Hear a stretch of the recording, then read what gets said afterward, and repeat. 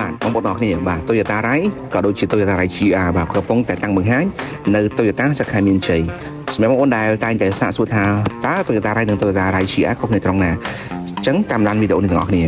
បើយើងជជែកអំពី Toyota Rai GR គឺជារថយន្តដែលបំពាក់ជាមួយនឹងការតុបតែងកាងខាងមុខ